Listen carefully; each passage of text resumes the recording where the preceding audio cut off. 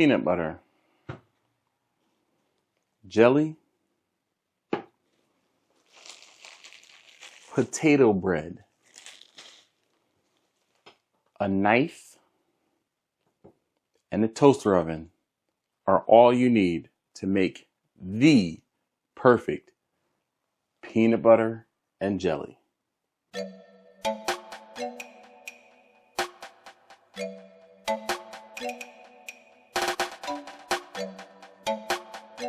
Oh, and for the record, you don't actually want to use jelly, you want to use jam. And if you're a civilized human being, you use grape. None of that strawberry stuff. Get ready.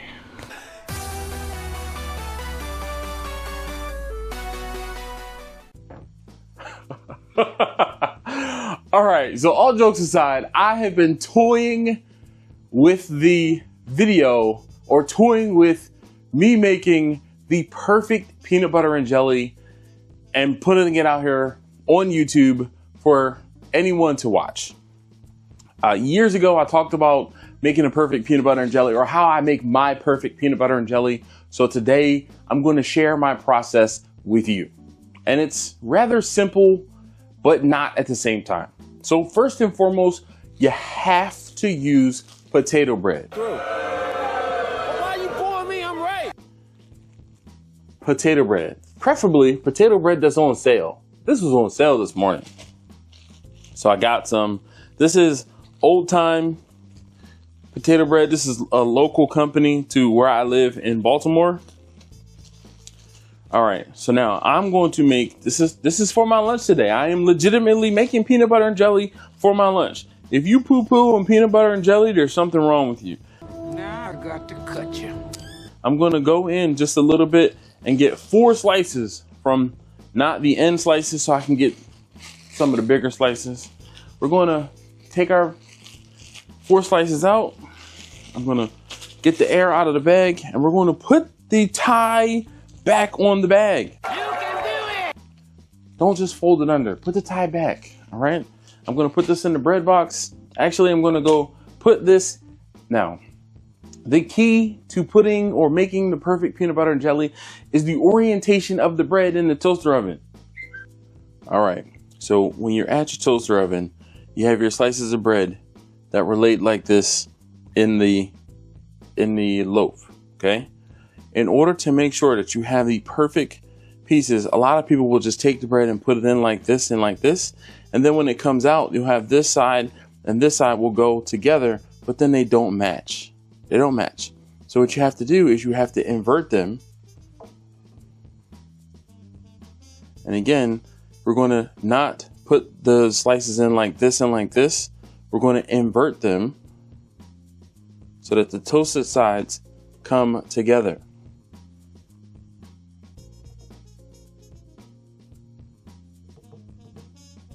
Just toast. We have 4 slices, and I'm going to do shade 4.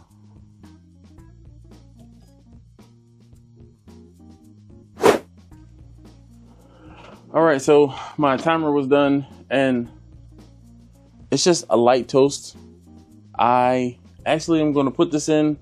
You can always toast more. You can never take it away. So I'm going to take this down to, this is shade 2. We're going to start again and actually stop that because we're going to do shade 1.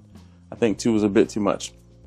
But I'm just going to give it a little bit more toast, and I'll be right back. 10, 9, 8, 7, 6, 5, 4, 3, 2, 1. Happy New Year! All right. So, out of the toaster oven, and unless you've got asbestos fingers like I do, don't try that at home. So, ooh, that's like pretty perfect.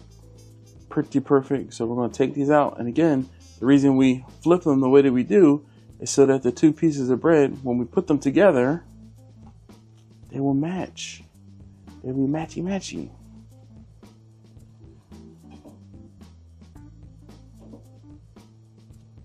All right.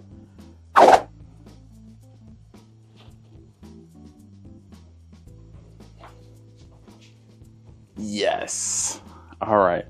So I talked about it over at the toaster oven, but to make sure that the two slices of bread come together perfectly, you invert them on the grate. All right, so now I'm going to open this up, and there's no better peanut butter and jelly than with warm toast for slightly melty peanut butter. And this peanut butter that I'm using today is Peter Pan, but it is the Honey Roast Creamy. This has become my favorite peanut butter, and let me mix it around a little bit. I haven't used the peanut butter in a little bit, so you know, a little bit of peanut butter separation. All right, we're going to mix this up, and usually I can do this with keeping the knife clean. I try to only use one side of the knife, and I'm always pulling the peanut butter towards me. So I'm going to move the bread, not the knife, all around. I'm pulling with the knife in one direction, but I'm moving the bread around to spread the peanut butter. I'm pulling the knife, dragging the peanut butter towards me, and I'm moving the bread around. So I'm going to show you again.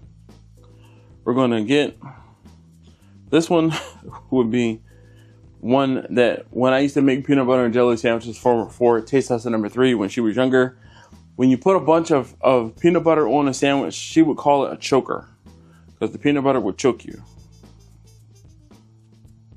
Again, I'm pulling the peanut butter using the same edge of the knife. You don't need to go back and forth.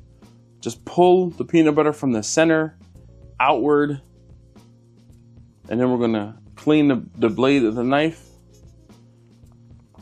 Now you can use a paper towel or napkin or something like that to wipe this off, but chances are this is your peanut butter and jelly sandwich you're making, so I'm going to try to clean off the knife just a little bit on a virgin piece of bread, and I am going to wipe this off because it was more peanut butter than I would have liked. And then we're going to get the jelly. Excuse me, though it's jam, we'll just call it jelly. Same concept. Get some out, put it onto the bread.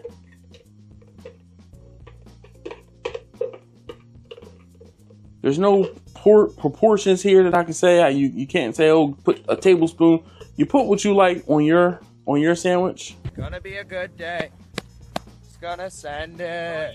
How much jelly you like, but be careful. You've been warned. You do not want to put too much jelly on your sandwich because it will squeeze out. So again, I'm pulling the spread towards me and I'm turning the bread in my hand, pulling from the center out to the edges using the same edge of the knife.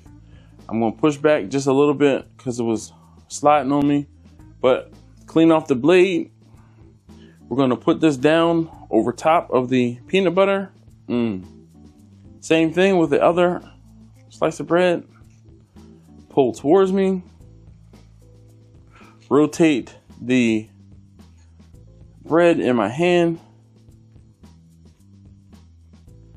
and spread evenly. Even spread of jelly. Even spread of peanut butter. Marry those two halves together.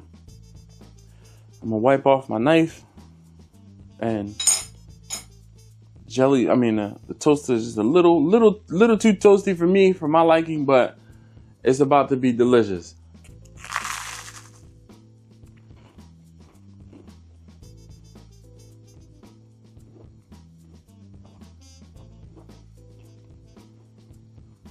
That's just a little bit too much jelly. See how it's poking out, squeezing out? But we don't let it run away. Get over here! All right. I noticed cooking video might have been a bit advanced for you. Shut up and cook! But show this to your kids or to your grandkids and help them, teach them how to make a proper peanut butter and jelly sandwich. Anyway, thank you again as always for watching. If you haven't already, please do subscribe. Leave me a suggestion of something else to cook, be it something random and basic like this, or something grandiose like using the Lone Star Grill's pellet cooker. and cooking something inside of that. Anyway, thanks again. I'll see you next time.